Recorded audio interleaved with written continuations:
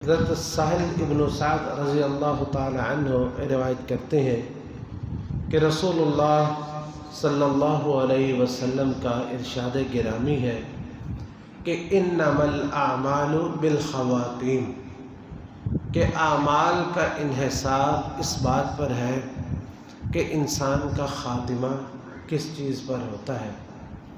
ایک طویل حدیث جسے حدیث الصادق المصدوق کہتے ہیں، عبداللہ ابن مسعود رضی اللہ تعالی عنہ اس کے راوی ہیں۔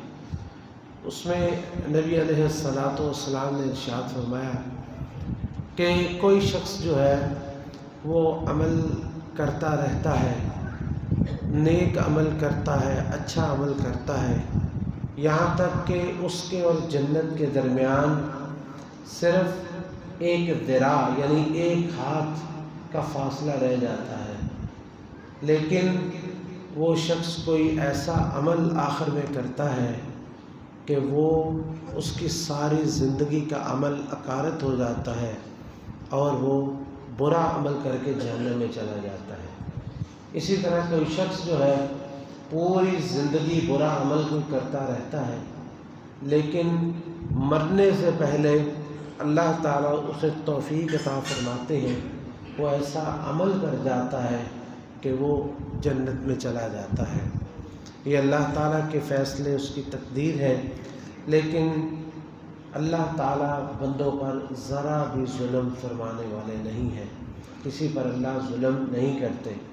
انسان کے اپنے اعمال ہوتے ہیں، اور ایک حدیث میں آتا ہے کہ تمہیں لگتا ہے کہ یہ شخص جنتیوں جیسا عمل کر رہا ہے، یعنی کہ تمہیں لگتا ہے فیما یبدو للناس، لیکن حقیقت یہ ہوتی ہے اس کے دل کے اندر کوئی ایسی چیز ہوتی ہے یا کوئی عمل ایک ایسا ہوتا ہے کہ جیسا کہ ایک میں پڑھ رہا تھا، کسی اسلاف میں سے کسی نے ذکر کیا ہے کہ ایک شخص جو ہے وہ اس کی موت کا وقت آیا ہے، تو لوگ اسے کہہ رہے ہیں مسلمان ہے، بظاہر اسلام قبول کیا ہے، مسلمان ہے، لوگ اسے کہہ رہے ہیں پڑھو لا الہ الا اللہ، لا الہ الا اللہ، اسے بولا نہیں جا رہا ہے۔ اگر بولا تو کیا بولا؟ کہنے لگا جو تم بول رہے ہو میں اس کا انکار کرتا ہوں، اسی پہ اس کی موت ہو گئی۔ تو پتہ چلا کہ یہ شخص عادی شرابی تھا اور سارے اس کو روکتے تھے، لیکن یہ شراب نوشی ترک نہیں کرتا۔ تو جو اللہ کی نافرمانی، کسی ایسی نافرمانی پہ ہمیشگی اختیار کرتا ہے اور اس پہ دیدہ دلیر ہو جاتا ہے، اس کے لیے پھر ایسے انجام جو ہیں وہ برے اس کے سامنے آ جاتے ہیں۔ لیکن بعض دفعہ انسان جو ہے وہ اسلام قبول نہیں کرتا، لیکن اللہ رب العزت اس کے دل میں جو ہے وہ ایسی خیر خواہی یا دین کے لیے ایسی نصیحت دیکھ لیتے ہیں کہ اللہ تعالیٰ پھر اسے اسلام قبول کرنے کی توفیق نصیب فرما دیتے ہیں۔ دونوں طرح کے واقعات ہمارے پاس موجود ہیں۔ صحیح بخاری اور مسلم کی روایت ہے کہ حضرت سہل ابن سعد رضی اللہ عنہ یہی جو میں نے ابھی حدیث بیان کی ہے، کہتے ہیں کہ ایک دفعہ جہاد کا ایک واقعہ ہے کہ نبی علیہ السلام کے ساتھ ایک شخص جہاد کے لیے نکلا، وہ جہاں جاتا وہ پشتوں کے پشتے لگا دیتا، کفار کی صفوں کو الٹ پلٹ کر کے رکھ دیتا، لیکن نبی علیہ السلام اس کو دیکھ کے خوش نہیں ہو رہے۔ تو صحابہ کہہ رہے ہیں کہ یہ تو پکا ہی جنتی ہے۔ آپ نے فرمایا ہوا من اہل النار، یہ جنتی نہیں ہے، یہ جہنمی ہے۔ تو سہل بن سعد کہتے ہیں جی میں حیران ہوا کہ ایسا شخص اگر جہاد کرنے والا اور اس طرح داد شجاعت دینے والا جہنم میں جائے گا تو ہمارا کیا بنے گا؟ کہتے ہیں جی میں نے کہا میں اس شخص کا پیچھا کرتا ہوں۔ کہتے ہیں میں اس شخص کے پیچھے پیچھے گیا، وہ لڑتا رہا، زخمی ہو گیا، شدید زخمی ہو گیا۔ اس نے کیا کیا؟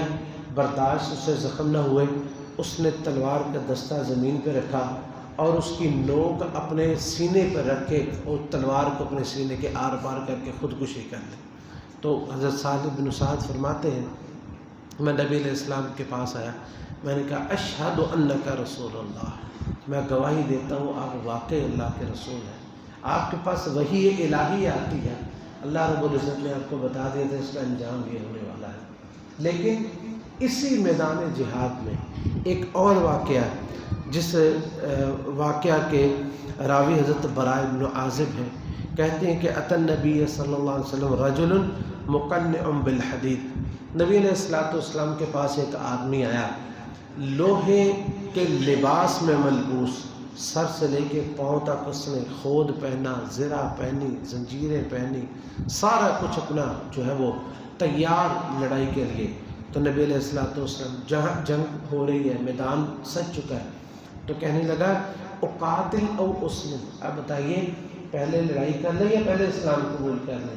آپ نے فرمایا نہیں، اسلم ثم قاتل، پہلے اسلام قبول کرو پھر لڑائی کرو۔ چنانچہ اس نے کلمہ پڑھا، اسلام قبول کیا، میدان میں گیا اور جاتے ہی شہید ہو گیا۔ آپ نے فرمایا عمل قلیلا واجر کثیرا، اس بندے کا عمل تو بہت تھوڑا ہے لیکن اس کو اجر بے شمار ملنے والا ہے، کیونکہ الاسلام یجب ما قبل، جو سارے اس کے برے اعمال تھے اللہ رب العزت نے معافی نہیں کیا بلکہ ان سب کو نیکیوں میں بدل دیا، اور اسلام لانے کے بعد اس سے کوئی گناہ سرزد ہی نہیں ہوا۔ تو یہ وہ شخص ہیں کہ جنہوں نے تھوڑا عمل کیا لیکن اجر بے شمار مل گیا۔ عزیزان گرامی، اعمال کا دار و مدار اختتام پر ہے، رمضان المبارک اپنے اختتام پر ہے، صرف 5 یا 6 دن یہ باقی ہے، ان دنوں کو غنیمت سمجھیے۔ جس شخص نے ان دنوں کو خاص طور پر غنیمت سمجھا اور پہلے بھی اچھے عمل کیے اور اختتام بھی اچھے عمل پر ہوا، اللہ رب العزت اسے پہلے اور آخری سارے اعمال کا اجر دیں گے۔ لیکن اگر کوئی شخص ابتدائے رمضان میں بڑا ہی اس کے اندر چستی تھی اور بہت ہی اس شخص نے جد و جہد کی اور محنت کی، لیکن جیسے جیسے رمضان گزرتا گیا سستی اس پہ غالب آتی گئی، اللہ کی عبادت سے وہ دور ہوتا گیا، مسجدوں کو چھوڑتا گیا، صدقہ و خیرات سے منہ پھیر لیا اور تمام اعمال صالحہ کو چھوڑتا رہا، تو ایسے شخص کا انجام پھر برے انجام پہ اس نے اپنے رمضان کا اختتام کیا۔ جس شخص نے اچھی ابتدا کی اس کو چاہیے کہ وہ انتہا بھی اچھی کرے، اور جس شخص سے ابتدا میں غلطیاں ہوئی اس کو چاہیے کہ استغفار کرے اور توبہ کرے اور اپنے رمضان المبارک کو اچھے طریقے سے گزارے۔ یہ گھڑیاں، یہ ساعتیں، یہ دن، یہ رات، ایک ایک پل، ایک ایک لمحہ اس کو غنیمت سمجھیے۔ یہ نہیں کہ صدقات و خیرات کر کے تھک گئے، نمازیں پڑھ کے تھک گئے، قیام کر کے تھک گئے، بس اب آرام کرنے کا وقت اور اب شاپنگ کی طرف دھیان، اگرچہ بازار بند ہو گئے ہیں لیکن وہاں ساری کوشش ہے کہیں سے کوئی کھلی دکان مل جائے تو شاپنگ ہو جائے، یا دعوتیں یا احباب کے ساتھ بیٹھک یا اٹھک یا مجلسیں۔ میرے بھائیوں، میری بہنوں، یہ وقت اس کے لیے نہیں ہے۔ اپنا حسن خاتمہ اس کی اللہ سے دعا کیجئے اور حسن خاتمہ اس رمضان المبارک کا بھی کیجئے۔ اچھے طریقے سے اگر ابتدا کی ہے اچھے طریقے سے انتہا کیجئے، اگر پہلے کوتاہی ہوئی ہے استغفار کیجئے، اور خاص طور پر رمضان المبارک اس کی انتہا استغفار پہ ہونی چاہیے۔ دیکھیں، اگر آپ عبادات پہ غور کریں تو تمام عبادات کے بعد استغفار آتی ہے۔ مثلا نماز پڑھتے ہیں، نماز اللہ کی عبادت ہے، اس سے بڑی اور کون سی عبادت؟ لیکن نماز سلام پھیرنے کے بعد کیا کہتے ہیں؟ اللہ اکبر، استغفر اللہ، استغفر اللہ، استغفر اللہ۔ یہ عبادت کی انتہا کس میں ہوئی ہے؟ استغفار پر۔ اسی طرح مومن ساری رات جو ہے وہ اللہ کے لیے قیام کرتا ہے، اور جب سحری کا وقت آتا ہے یعنی صبح کا وقت قریب آتا ہے، اللہ تعالیٰ فرماتے ہیں وَبِاللَّيْلِ وَبِالْأَسْحَارِ هُمْ يَسْتَغْفِرُونَ۔ جو مومن ہے وہ سحری کے وقت میں جب وہ اپنی تہجد سے فارغ ہوتے ہیں پھر اللہ رب العزت سے استغفار کرنا شروع کر دیتے ہیں۔ اسی لیے عمر ابن عبدالعزیز رحمۃ اللہ علیہ، انہوں نے رمضان کے آخری دنوں میں اپنے تمام گورنرز جو تھے ان کے سب کو خط لکھا کہ لوگوں استغفار کا اہتمام کرو۔ پھر انہوں نے تمام انبیاء جن کے قرآن مجید میں جن کا وارد ہوا کہ اس طرح کہو جس طرح آدم علیہ السلام نے کہا تھا ربنا ظلمنا انفسنا وان لم تغفر لنا وترحمنا لنكونن من الخاسرین۔ اس طرح کہو جس طرح یونس علیہ السلام نے کہا لا الہ الا انت سبحانک انی کنت من الظالمین، اور انبیاء کا تذکرہ کیا کہ رمضان المبارک کا اختتام اچھے طریقے سے اور استغفار سے کیجیے کہ اللہ ہمیں معافی دے دے، ہمارے گناہوں کو معاف کر دے، ہم ویسے عبادت نہیں کر سکے جیسے کرنے کا حق تھا، اس لیے اے اللہ تو ہمیں معافی نصیب فرما۔ اس لیے یہ چند دن جو ہے یہ تھکاوٹ اتارنے کے نہیں ہے، یہ تھکاوٹ چڑھانے کے ہیں، یہ تھکنے کا دن ہے، کیونکہ جس شخص نے من خاف ادلج ومن ادلج بلغ المنزل الا ان سلعۃ اللہ الغالیہ الا ان سلعۃ اللہ الجنہ۔ نبی کریم صلی اللہ علیہ وسلم فرماتے ہیں کہ جو رستے کی مصیبتوں سے ڈرتا ہے وہ کبھی رستے میں پڑاؤ نہیں ڈالتا، ومن خاف ادلج، جو رستے سے ڈرتا ہوتا ہے، یہاں درندے ہوں گے، چور ہوں گے، ڈاکو ہوں گے، تو وہ اس رستے پہ کبھی رات بسر نہیں کرتا۔ ومن خاف ادلج ومن ادلج بلغ المنزل، اور پھر وہ رات کو بھی چلتا ہے، جو راتوں کو بھی چلتا رہا وہی منزل پہ پہنچتا ہے۔ اس لیے اپنے دن اللہ کی فرما برداری میں اور اپنی راتیں بھی اللہ کی فرما برداری میں گزاریے۔ ومن ادلج بلغ المنزل، نبی علیہ السلام نے ارشاد فرمایا جو رات کو بھی چلتا رہا، اللہ کی فرما برداری میں کھڑا رہا، اللہ کی اطاعت گزاری میں کھڑا رہا، حقیقت میں وہی شخص منزل پہ پہنچے گا۔ الا ان سلعۃ اللہ الغالیہ، وہ یاد رکھو اللہ کا جو سامان ہے، اللہ جو تمہیں عطا کرنے والے ہیں وہ بہت ہی مہنگا ہے۔ الا ان سلعۃ اللہ الجنہ، اور وہ جنت ہے۔ جنت حاصل کرنا کوئی آسان کام نہیں ہے، یہ راحت اور سکون اور آرام سے نہیں، بلکہ محنت اور جد و جہد اور کوشش سے ملے گی۔ اللہ رب العزت ہم سب کو اس کی توفیق نصیب فرمائے۔ عزیزان گرامی، رمضان المبارک کے روزوں کا اختتام اللہ رب العزت نے ہمارے لیے اس میں ایک بہت بڑی عظیم ایک صدقہ رکھا ہے۔ اس صدقے کا نام صدقۃ الفطر ہے۔ یہ کس مقصد کے لیے رکھا گیا؟ نبی علیہ السلام نے فرمایا کہ طہرۃ للصائم من اللغو والرفث، کہ روزے دار نے روزے رکھے، قیام کیا، کمیاں ہوئیں، کوتاہیاں ہوئیں، کبھی منہ سے کبھی غلط بات نکل گئی، کسی کو تکلیف دے دی، اللہ کی نہ چاہتے ہوئے اللہ کی نافرمانی ہو گئی، تو ان سب کے ازالے کے لیے اللہ رب العزت نے ہمارے لیے صدقۃ الفطر آ کر میں رکھ دیا کہ چلو جو کمیاں کوتاہیاں ہوئی ہیں یہ فطرانہ، یہ صدقۃ الفطر ادا کرو، میں تمہاری کمی کوتاہیوں کو دور کر دوں گا۔ فرض رسول اللہ صلی اللہ علیہ وسلم صدقۃ الفطر، صدقۃ الفطر یعنی فطرانہ، نبی علیہ السلام نے اس کو فرض کیا ہے۔ اس کے بارے میں چند چیزیں جو ہیں وہ ذکر کرنا ضروری ہے۔ سب سے پہلے کہ صدقۃ الفطر وہ واجب ہے، صدقۃ الفطر واجب ہے، یہ ادا کرنا ضروری ہے، یہ اختیاری نہیں ہے، یہ نفلی صدقہ نہیں ہے۔ دوسری بات کہ کس پر فرض ہے؟ نبی علیہ السلام نے جو فرض کیا، عبداللہ بن عمر کی روایت ہے، اس میں ہے علی الحر والعبد، علی العبد والحر، جو آزاد ہے یا غلام ہے، والذکر والانثی، وہ عورت ہے وہ مرد ہے، والصغیر والکبیر، وہ چھوٹا ہے بڑا ہے، مسلمانوں میں سے جو بھی ہے سب کی طرف سے صدقۃ الفطر ادا کرنا ہے۔ چاہے گھر میں چھوٹے بچے روزے نہیں بھی رکھتے تو ان کی طرف سے بھی صدقۃ الفطر جو ہے وہ ادا کرنا ہے۔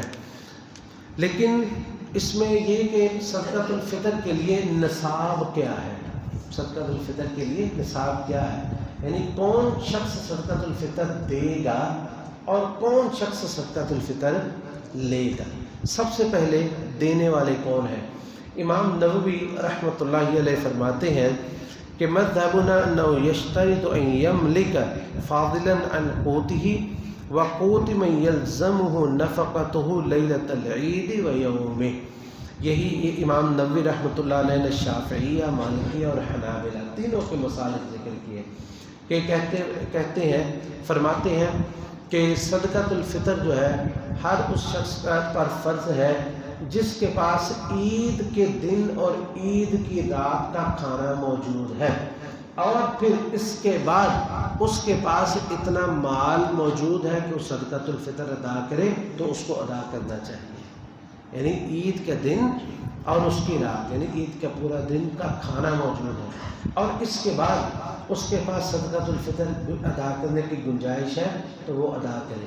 احناف کا اس میں یہ ہے کہ وہ کہتے ہیں کہ جو زکوٰۃ دینے کے قابل ہوں تو پھر ہے، لیکن یہ درست ان کا قول نہیں ہے.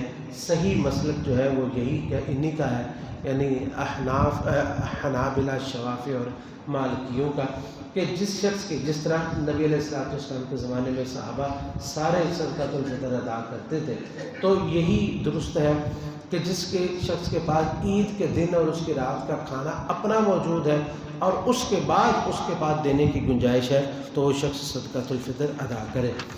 چوتھی چیز یہ ہے کہ یہ کب نکالنا ہے، یہ کب نکالنا ہے. سب سے پہلی بات یہ کہ اس کا انتہائی وقت جو ہے وہ ہے عید کی نماز. عید کی نماز سے پہلے اسے ادا کرنا چاہیے. نبی علیہ السلام نے فرمایا کہ من اداها قبل الصلاة فهي زکاة مقبولہ ومن اداها بعد صلاة فهي صدقة من الصدقات، کہ جس شخص نے نماز عید سے پہلے صدقۃ الفطر ادا کر دیا تو وہ تو واقعی اس کا فطرانہ ہے. اگر اس نے نماز کے بعد ادا کیا تو وہ صدقہ تو ہے، یعنی یہ نہیں کہ وہ صدقہ نہیں، وہ صدقہ ہے، لیکن صدقۃ الفطر جسے ہم فطرانہ کہتے ہیں وہ نہیں ہے. اور بہترین اس کا وقت یہ ہے کہ انسان نماز عید کے لیے نکلے تو وہ دے کے پھر آئے. لیکن عبداللہ ابن عمر رضی اللہ تعالیٰ عنہ جو صدقۃ الفطر کی حدیث کے راوی ہیں، وہ 1 یا 2 دن پہلے بھی ادا کر دیا کرتے تھے. تو اس کا کیونکہ وہ حدیث کے راوی ہیں، ان کو اس کا معنی مفہوم کا زیادہ علم ہے، لہٰذا ہم کہہ سکتے ہیں کہ صدقۃ الفطر 1 یا 2 دن پہلے دے دینا بھی جائز ہے، لیکن اس سے پہلے جو ہے وہ ادا نہیں کرنا چاہیے. 1-2 دن پہلے ہی اس کو ادا کرنا چاہیے. اب یہ کہ دینا کسے ہے، دینا کسے ہے، حدیث میں واضح طور پر ہے کہ طعمۃ للمساکین، وہ مسکینوں کا کھانا ہے. وہ صرف مساکین کو دینا چاہیے، وہ مساجد کو یا مدارس کو یا تنظیموں کو یا جو ہے ہسپتالوں کو، کسی کو نہیں دینا چاہیے. وہ صرف اور صرف مسکین کو دینا چاہیے. ایسا مسکین جو جس کے پاس کھانا کھانے کی استطاعت نہیں ہے، صرف وہ اس کا مستحق ہے. اگر کوئی شخص دیکھیں، کھانا تو ہر شخص کھاتا ہے، لیکن اگر ایک شخص قرض اٹھا کے کھانا کھا رہا ہے، مطلب قرض ہے اس کے سر پر، تو اگر وہ سارا کچھ وہ ادا بھی کرتے تو قرض اس کے سر پر ہے، کھانا موجود نہیں ہے، تو وہ قرض دے کے کھا رہا ہے. کھا تو سارے رہے ہوتے ہیں، کھا کے سوتے ہیں، لیکن وہ قرض کا کھا رہا ہے. دکان والے کا دینا ہے، کسی اور شخص کا دینا ہے، تو ایسا شخص زکوٰۃ الفطر کا مستحق ہے. اور چھٹی چیز یہ ہے کہ صدقۃ الفطر کس چیز کا دیا جائے، کس چیز کا دیا جائے. تو اس میں نبی علیہ السلام سے 5 چیزیں کم از کم منقول ہیں. جیسا کہ ابو سعید خدری رضی اللہ تعالیٰ عنہ روایت کرتے ہیں کہ کنا نخرج زکوٰۃ الفطر صاعا من طعام، 1 صاع ہم کھانے کا نکالتے، او صاع من شعیر او صاع من تمر، یا جو نکالتے یا کھجور، او صاع من عقد یا پنیر وہ دے دیتے، او صاع من زبیب یا منقع جو ہے خشک قسم کے انگور جو ہوتے ہیں، یا وہ ہم دے دیتے. تو ان میں سے یہ اصناف ہیں، یعنی کوئی بھی کھانا جو حدیث میں پہلے لفظ آگے نا صاع من طعام، کھانا کچھ بھی کھانے والی چیز جو بھی کھائی جاتی ہے. اگر کسی علاقے میں چاول کھائے جاتے ہیں نا تو وہ چاول ہی دے دے. اگر کسی علاقے میں مثلا چلتے ہی برگر ہے پھر وہ برگر دے دے. پیزے چلتے ہیں تو پیزے چل، بس بات ہو خوراک یہ ہو، اگر مقصد صرف یہ وضاحت کریے. تو جیسی کسی کی خوراک جہاں جیسی چلتی ہے تو وہی چیز جو ہے وہ دینی چاہیے. بہرحال یہ پیزا برگر جو ہے یہ محل نظر ہے، لیکن اصل چیز جو ہے وہ گندم ہے یا جس چیز سے یہ بنتا ہے، یعنی گندم ہے یا جو ہے یا ان کا آٹا ہے یا چاول ہے، یہ اصل چیز جو بطور روٹی کھائی جاتی ہے. تو یہ کھانا جو ہے ان میں سے کچھ بھی دیا جائے۔ باقی رہا اس کی قیمت کا معاملہ، تو یہ نبی علیہ الصلوۃ والسلام سے بالکل بھی ثابت نہیں ہے کہ آپ نے کسی کو بھی جو ہے وہ پیسے دینے کی اجازت دی ہو۔ نبی علیہ الصلوۃ والسلام آج لوگ جو ہے اس معاملے میں بہت زیادہ تساہل کا شکار ہیں، فطرانہ کے معاملے میں، اور علماء بھی عوام الناس بھی، ظاہر بات ہے علماء کی ذمہ داری تھی کہ وہ ان کو بتاتے کہ نبی علیہ الصلوۃ والسلام نے کن چیزوں کا ذکر کیا۔ جب آپ نے ان 5 چیزوں کا ذکر کیا تو کیا آپ کو درہم و دینار کے نام نہیں آتے تھے کہ جی چاندی بھی ہوتی ہے، سونا بھی ہوتا ہے؟ آج کوئی اگر کہتا ہے کہ دیکھیں جی کہ کھانا تو کسی کے پاس موجود ہے لیکن وہ جناب بجلی کا بل دینے کی استطاعت نہیں رکھتا، کپڑے خریدنے کی استطاعت نہیں رکھتا، تو جناب والا آپ صدقۃ الفطر ویسے ہی دیں جیسے نبی علیہ السلام نے فرض کیا ہے، اور ساتھ اس کے کپڑوں کے پیسے بھی دے دیں۔ کسی نے منع کیا ہے؟ اور اس کے ساتھ آپ ان کو بجلی کے بل کے پیسے دے دیں، اس کے ساتھ ان کو گھر تعمیر کرنے کے لیے پیسے دے دیں۔ کسی نے منع کیا؟ کسی نے کہا جی یہ جائز نہیں ہے؟ وہ بھائی صدقۃ الفطر وہی ہے جو صدقۃ الفطر ہے، جو جہاں نبی علیہ الصلوۃ والسلام نے جو چیز رکھی ہے، ما کان ربک نسیا، اللہ تعالیٰ بھول نہیں گئے تھے درہم و دینار بتانے کے لیے کہ اللہ کو یاد نہیں رہا، اور اس نے اپنے نبی کو بتایا نہیں کہ ان کو بتا دو کہ درہم و دینار بھی ہوتے ہیں، پیسہ مال دولت بھی ہوتی ہے، وہ بھی دے دیا جائے۔ اس لیے شیخ البانی رحمۃ اللہ علیہ فرماتے ہیں کہ جو لوگ کہتے ہیں کہ صدقۃ الفطر کی قیمت دینا جائز ہے، وہ 2 طرح سے غلطی کرتے ہیں، 2 طرح سے غلطی کرتے ہیں۔ ایک تو یہ ہے کہ وہ واضح طور پر جو ہے وہ نص کی مخالفت کرتے ہیں، نص کی مخالفت کرتے ہیں۔ کس طرح مخالفت کرتے ہیں کہ حدیث میں نبی علیہ الصلوۃ والسلام سے آیا کہ صدقۃ الفطر جو ہے وہ کھانا دیا جائے، یہ اس کی جگہ، اور یہ عبادت ہے، اور عبادت میں ہر چیز جو ہے ویسے ہی ادا کی جائے گی جیسے کہ بتایا جاتا ہے۔ اس لیے جو ہے اس معاملے میں اپنی مرضی کرنا یا خود سوچنا اور جو ہے وہ اپنی طرف سے حکمتیں لانا، تو یہ درست نہیں ہے۔ نبی علیہ الصلوۃ والسلام نے کھانے کا ہی بتایا ہے، اس لیے کھانا ہی ادا کرنا چاہیے اور وہی دینا چاہیے، اور یہ سمجھنا کہ ہم اللہ اور اس کے رسول سے زیادہ سمجھدار ہیں، نعوذ باللہ ثم نعوذ باللہ، کہ ان کو پتہ نہیں تھا کہ لوگ اتنے غریب ہو جائیں گے، اتنے پریشان ہوں گے، ان کو پیسوں کی ضرورت ہوگی، تو پیسے بتا دیے جاتے۔ دیکھیں جہاں پہ ضرورت ہے، آپ دیکھیں مثلا ایک شخص ہے، اور رمضان المبارک کے بارے میں وہ آتا ہے، کہ شخص آ کے آتا ہے کہ اللہ کے رسول میں رمضان کے دن میں اپنی بیوی کے ساتھ میں نے صحبت کی، تو آپ نے فرمایا 2 مہینوں کے روزے رکھو۔ وہ کہتا ہے جی پہلے 1 دن تو گزرا نہیں، 2 مہینے کیسے گزار لوں گا؟ آپ نے فرمایا اچھا چلو 60 مسکینوں کو کھانا کھلا دو۔ کہتا جی گھر میں بھوک پڑی ہوئی ہے، 60 مسکینوں کو کھانا کہاں سے کھلائے؟ آپ نے فرمایا چلو میری گردن آزاد کر دو۔ کہنے لگا جی میرے پاس ہو کہ یہ میری ہی گردن ہے۔ آپ اتنا ہنسے اس پہ۔ تو یہ 3 چیزیں آپ نے اسے بتائی۔ پھر کیا ہوا؟ ایک شخص صدقہ لے کے آ گیا، اب کھجوروں کا ٹکڑا تھا، میں لو یہی لوگوں میں تقسیم کر دو، یہی تمہارے لیے جو ہے وہ کفارہ ہے۔ تو یہ کہ جہاں گنجائش تھی آپ نے تینوں چیزیں، اور چوتھی اپنی طرف سے دیکھے بتا دیے یہاں یہ گنجائش موجود ہے، جہاں گنجائش موجود تھی وہاں ذکر کر دیا، جہاں پیسوں کا ذکر ہے وہاں پیسوں کا ذکر ہے، کہ مطلب یہ نہیں ہے کہ جو ہے وہ شریعت میں کہیں بھی کفارے کے طور پر یا صدقے کے طور پر پیسوں کا ذکر نہیں ہے۔ کیوں نہیں ہے؟ اب زکوٰۃ کا معاملہ ہے، اونٹوں کی زکوٰۃ کا ذکر ہوا، وہاں اونٹ نکالے، گائے کی زکوٰۃ ہے گائے، اور جہاں سونے کی بات ہے ہم نے بتایا کہ چاندی جو ہے 200 درہم پہ صدقہ ہے، اور اسی طرح درہم جو ہے وہ ان پر بھی جو ہے وہ نبی علیہ الصلوۃ والسلام جو تقریباً 7.5 تولہ بنتا ہے اس کا الگ صدقۃ الفطر ذکر آپ نے کر دیا۔ تو یہ جہاں پہ جو چیز آتی ہے اس کو ویسے ہی رکھا جائے، کیونکہ یہ معاملہ جو ہے وہ عبادت کا معاملہ ہے، اس میں ہم اپنی مرضی نہیں کر سکتے، اپنی طرف سے چونکہ چنانچہ نہیں کر سکتے۔ اگر کوئی شخص کہتا ہے کہ میرے پاس کھانا موجود ہے فلاں چیز نہیں ہے، تو آپ یہ کھانا اس کو دے جو واقعی کھانے کا مستحق ہے، اس کو تلاش کرے، اس کو ادا کرے۔ عجیب و غریب بات یہ ہے، لوگ کہتے ہیں لو جی ہمیں ایسے لوگ ملتے ہی نہیں ہیں کہ جو کھانے کے مستحق ہے، تو حضرات یہ روزانہ خودکشیوں کی خبریں کہاں سے آ رہی ہیں؟ بھوک کی وجہ سے بچوں کو مار دیا، بھوک کی وجہ سے خودکشی کر لی ہے، وہ حالانکہ سارے یہ کام غلط ہے، لیکن بھوک بہت ہے، ہم یہ چاہتے ہیں ہمیں اپنے ارد گرد ہی جو ہے نا وہ ہم تلاش کرتے ہیں، ہم ان کو ان کی جگہ سے تلاش نہیں کرتے۔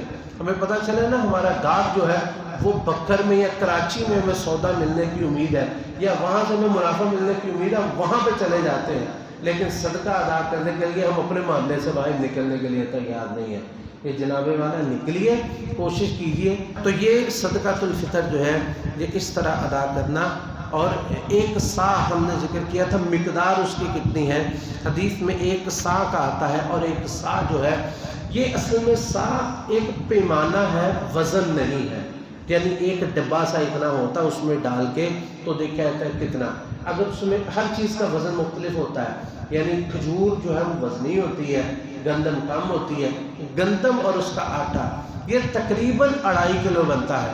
کل میں پڑھ رہا تھا سعودی عرب کے مشہور ہے، وہ 3 کلو کا نصاب بتا رہے تھے کہ تقریباً 3 کلو بنتی ہے، یعنی ہم نے جو اندازہ کیا ہے نا آج تک، ہم نے جو دیکھا وہ تقریباً 2.5 کلو بنتی ہے۔ 2.5 سے اگر وہ 3 کلو احتیاطاً دے دے تو زیادہ بہتر، لیکن 2.5 کلو انشاءاللہ العزیز 2 کلو 2.25 کلو ہمارا اندازہ ہم نے جو آج تک دیکھا ہے نا وہ تقریباً 2.25 کلو ہے۔ اگر وہ 3 کلو دے دے مزید احتیاط تو یہ زیادہ بہتر ہے، ورنہ 2.5 کلو انشاءاللہ کافی ہو جائے گی۔ ایک فرد کی طرف سے 2.5 کلو گندم، چاول، آٹا جو بھی آپ ادا کریں، اللہ رب العزت اسے قبول فرمائے۔ اللہ سے دعا ہے اللہ تعالی ہم سب کو نیکیوں کی توفیق نصیب فرمائے۔ جو باقی رمضان رہ گیا ہے اللہ تعالیٰ اسے بھی خیر و برکت کے ساتھ گزارے، اور ہمیں زیادہ سے زیادہ اپنے سالے کی توفیق نصیب فرمائے۔ وآخر دعوانا ان الحمد للہ رب العالمین۔